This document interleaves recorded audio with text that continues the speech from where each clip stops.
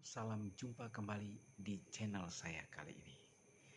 Mungkin Anda pernah mendengar tentang kesehatan mental. Kesehatan mental itu adalah suatu keadaan kesejahteraan yang memungkinkan seseorang ya, untuk menyadari potensi diri mereka, mengatasi tekanan hidup yang normal, bekerja secara produktif, dan bermanfaat, juga memberikan kontribusi terhadap komunitas mereka. Jika ditanya seberapa penting informasi tentang kesehatan mental itu bagi anak-anak, khususnya bagi mereka yang sedang bertumbuh menuju arah kedewasaan, atau tepatnya saat ini mereka berada di bangku sekolah seperti sekolah menengah atas atau sekolah menengah kejuruan. Hari ini saya berkesempatan untuk berbincang-bincang dengan seorang psikolog yang adalah alumni dari Unika Atmajaya Jakarta. Dia adalah Ibu Hanli yang ditemui di sekolah SMK Setia Bakti, dan saya berkesempatan untuk berbincang, bertanya tentang seberapa penting informasi tentang kesehatan mental itu sendiri. Kita ikuti perbincangan saya dengan beliau pada tanggal 18 September tahun 2025 setelah ia memberikan seminar tentang kesehatan mental yang diikuti oleh siswa SMA dan SMK perguruan Setia Bakti. Seberapa penting topik mengenai mental health ini bagi para siswa khususnya di SMK gitu? Ya, mental health itu kan sama pentingnya dengan physical health. Jadi kesehatan fisik, kesehatan mental sama pentingnya. Dan itu pasti saling berhubungan satu sama lain. Jadi kalau misalnya kita punya masalah dengan kesehatan mental, pasti akan berdampak dalam fungsi hidup kita sehari-hari. Kayak misalnya kalau pelajar, ya pasti akan berdampak dalam proses belajarnya dia karena masalah mental health-nya. Contoh yang sederhana, misalnya ini ada anak baru diputusin pacarnya, wah dia lagi ada punya masalah mental, misalnya dia lagi patah hati, lagi sedih, lagi kacau, kan pasti nggak akan bisa konsen untuk belajar. Nah itu contoh sederhana ya yang banyak dialami remaja. Nah ini mau menambahkan? Ya mungkin juga sekarang dengan sosial media, dengan apa sebenarnya anak-anak zaman sekarang tuh aware sama mental health. Jadi mereka tidak mengerti mental health itu apa, mental awareness itu apa.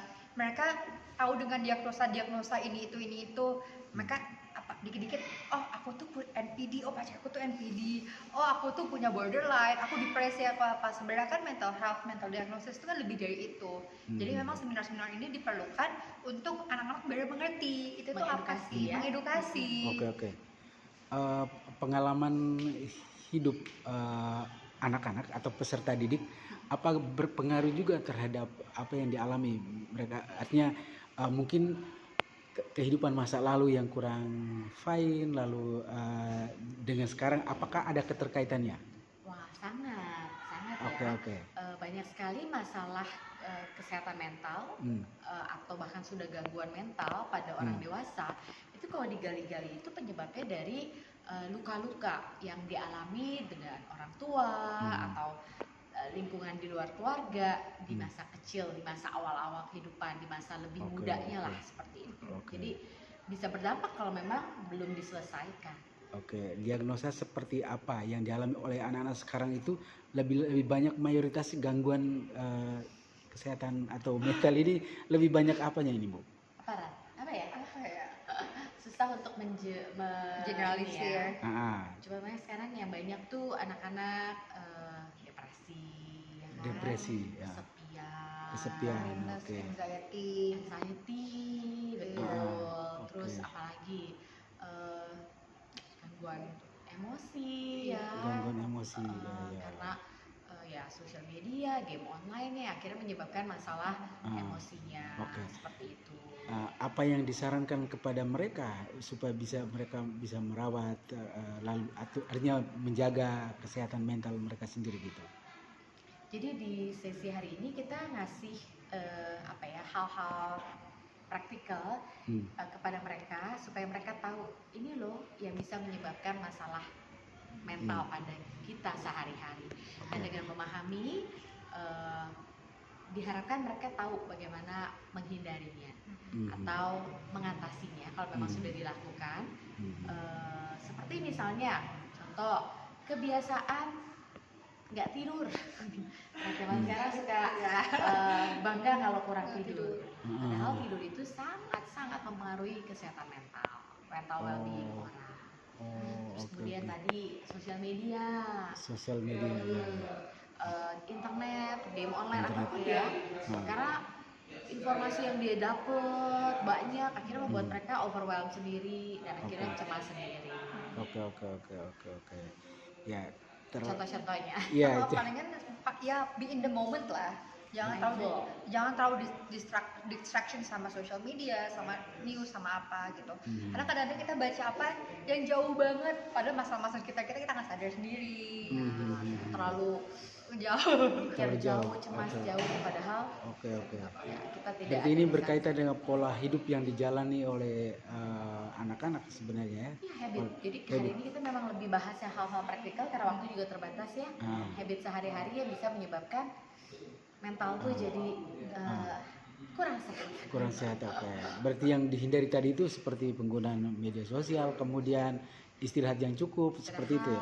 Terus ya workout ya. Oke, baik ya. Oke. Ini terakhir, apa yang menjadi harapan Bu Hanli? Harapan saya sebagai psikolog, nanti harapan Rani, saya lebih senang memberikan edukasi sebenarnya. Saya lebih senang mencegah daripada mengobati. Jadi daripada saya menangani klien remaja yang sudah punya gangguan mental, lebih baik kami lakukan seperti ini untuk mengedukasi. Oke. Ya. Sekarang memang kebanyakan gerakan-gerakan di dunia psikologi juga untuk mencegah bukan memperbaiki gitu. Mungkin karena memang anak-anak orang-orang zaman sekarang tuh sebenarnya sudah banyak yang mulai aware, tapi juga mulai banyak yang memiliki diagnosis udah mulai masalah serius gitu karena selama ini bertahun-tahun tidak diperbaiki, tidak diurus dan orang-orang baru sadar pas sudah parah. Jadi mungkin ya harapannya ke depannya anak-anak dari kecil pun sudah mengerti apa sih pentingnya kesehatan mental. Kenapa sih kita harus lebih aware, lebih mindful dengan sekitar kita gitu. Baik. Terima kasih banyak Bu Hanli.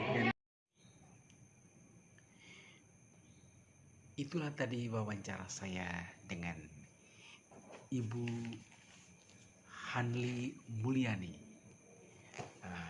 Adalah sosok seorang psikolog dan didampingi oleh staf lainnya adalah Ibu Rani.